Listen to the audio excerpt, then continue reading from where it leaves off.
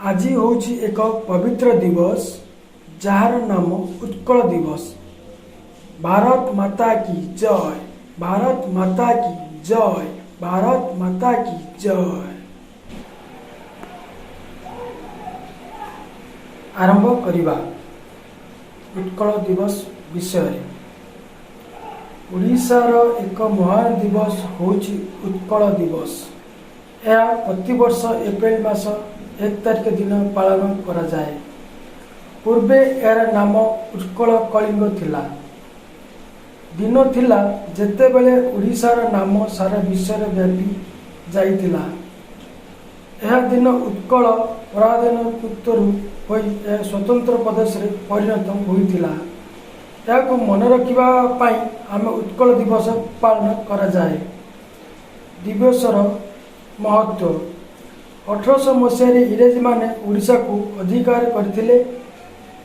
सेमाने मन इच्छा शासन करुथिले। ओडिशा को भाग भाग करी अन्य अन्य राज्य रे मिसाई देले। संबलपुर को मध्य प्रदेश मिसाई देले। चंद्रशेखर बेहेरा प्रमुख ओडिनेल कमिटी आख्यारे साक्ष्य देई संबलपुर ओडिशा रे मिसिबो बोली प्रस्ताव ग्रहण कले।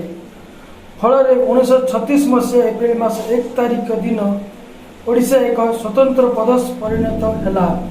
यह दिवस को उत्कल दिवस कहा जाए।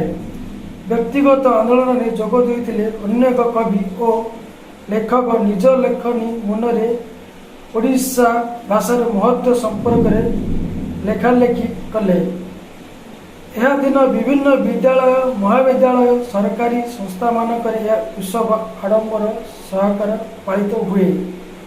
ओडिशार अतीत गौरव कथा मन पकाई सभा समिति नेता माने मान्यगण्य व्यक्ति माने भाषण दियंती।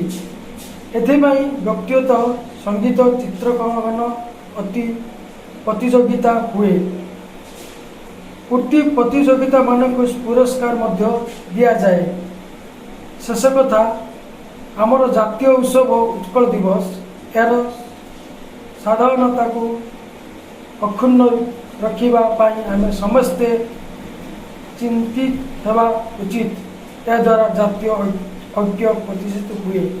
वंदे मातरम, वंदे मातरम, वंदे मातरम।